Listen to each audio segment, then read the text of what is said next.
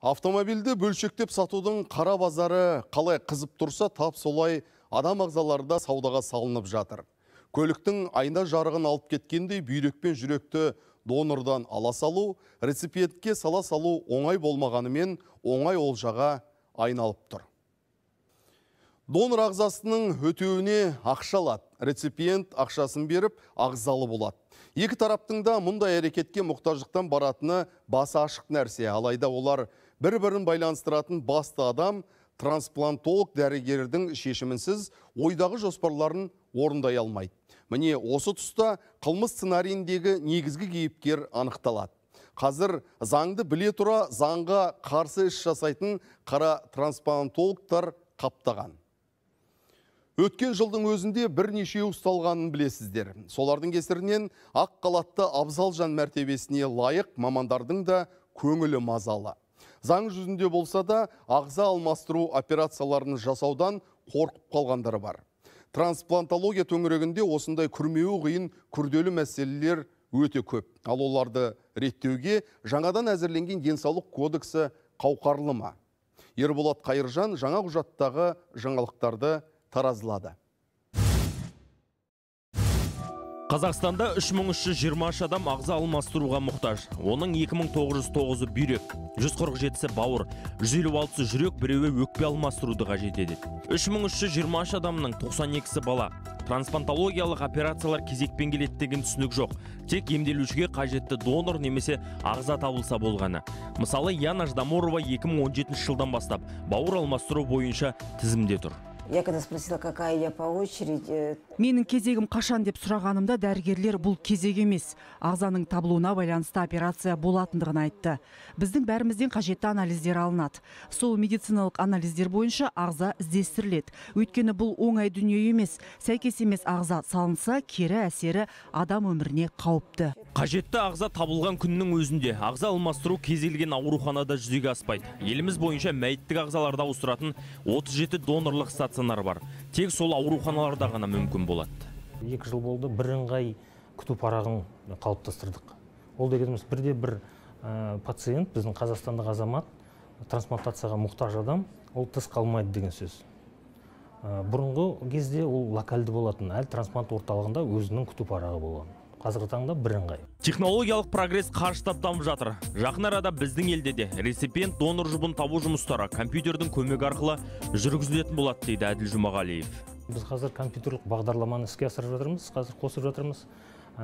Жаңағы реципиент донор жұбын компьютерлік бағдарлама анықтайды. Медициналық критерияларды қолданып отырып. Ол дегеніміз, жаңағы компьютерлік бағдарламаға әлеуметтік мәртебесі ма, қаржылық жағдай ма, оған қарамайды. Тек қана медициналық критерий, жаңағы тіндік сәйкестік, топтық сәйкестік, сондай медициналық критериялар ғана еске жаңағы жұмыс барында пайдаланады. Ол дегеніміз әділдік. Әлемнің дамыған елдеріне көз жүгіртсек, ақшта кез келген адам ерікті түрде донор атана алады. Бірақ дәрігерлер трансплантациялық операцияның қаупі жөнінде заң бойынша егжей-тегжейлі түсіндірулері қажет. Бұған қоса, адамның жүргізушілік куәлігінде трансплантацияға келісім бергені немесе бас тартқандығы туралы ақпарат жазылады. Испания, Австрия, Бельгия сынды мемлекеттерде келісім беру презумпциясы қолданылады. Батыс елдерінде келісім бермегендердің ортақ базасы қалыптасқан. Сол жерде кез келген адам өзінің келісім бермегенін айтып тіркеле алады. Біздің елде де дәл солай. Адам көз тірісінде өзінің ағзасын басқа біреуге қолдануға рұқсатын береді, немесе қарсы екенін алдын ала тіркей алады. Емханаға барып, мен келісемін, не болмаса рұқсат бермеймін деген қағазды толтырып, қалдырып кетуге болады. Сол қағаз арқылы ертең ол кісі қайтыс болып жатса, дәрігерлер анықтаған кезде ол жабық ақпарат. Тек қана трансплант үйлестірушілерге ғана ашылады, қайтыс болғаннан кейін кісі. Дәл сол ақпарат жоқ болса, сонда туыстарымен ақылдасып, сөйлесіп, рұқсаттарын алады. А егер ақпарат бар болса, адамның тірі кезінде ұстанымы тіркелген болса, я не жоқ деген, онда сол басшылыққа алынады. Мәселен, 2018 жылы бауырын алмастырған Нұржан Өтепбергенов біреуге ағза беруге байланысты пікірін операциядан кейін күрт өзгерткен. Өзі басыма түскеннен кейін басқаша қабылдай бастадым дейді. Оның пікірінше, адам көзінің тірісінде келісім беру арқылы өзгеге жақсылық жасай алады. Мен осы донорға және донордың туысқандарына алғысым өте шексіз. Олар өзінің келісімін беру арқылы, олар менің ғана өмірімді құтқарған жоқ. Олар бірнеше адамның өмірін құтқарып қалды. Өздерінің келісімін беру арқылы. Қазіргі таңда қоғамда бұл жаңағы қайтыс болғаннан кейінгі донор болу жайында өте негативтер өте көп болып жатыр. Білем, өйткені мен де кезінде бұл жағдайға ұшырамағанға дейін қайтыс болғаннан кейін донор болу туралы мен де ойламағам, мен де білмеймін. Ал Испанияда ағза трансплантациясына деген қоғамдық көзқарас соңғы 4-5 жылда күрт өзгерген. Бұған насихат жұмыстары сеп болған. Біздің елде де соңғы уақытта ағза трансплантологиясы ел назарында. Қазақстанда ағза алмастыру 1979 жылдары басталып, осы уақытқа дейін 1800 операция жасалған.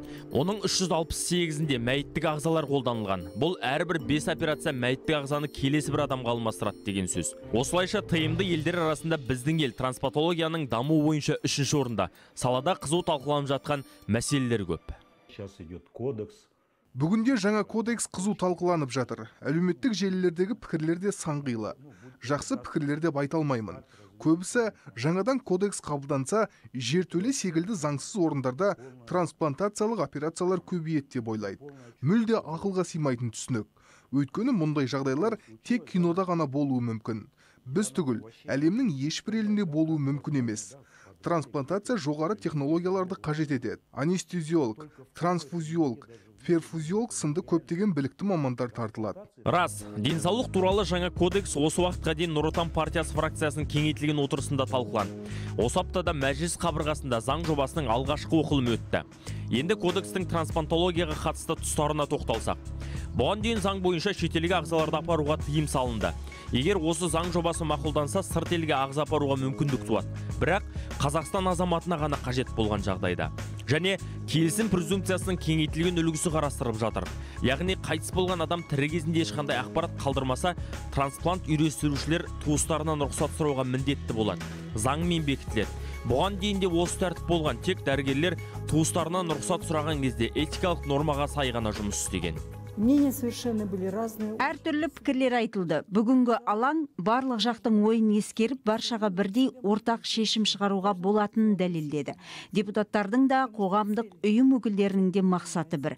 Барлығымызда осы заңның сапалы болып әзірленгенін қалаймыз.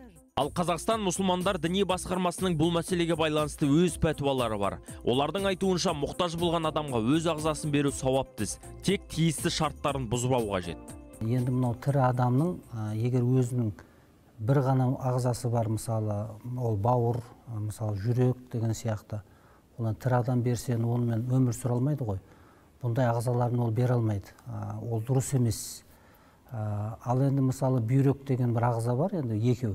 Егер енді біреуін беріп, егер сол бір бүйрекпен егер ол ары қарай кәдімгі өмір сүріп тіршілік ете алатын болса, дәрігерлер оған өз сондай бір несін келісімін немесе бір сондай бір шешімін айтатын болса, демек ол болады.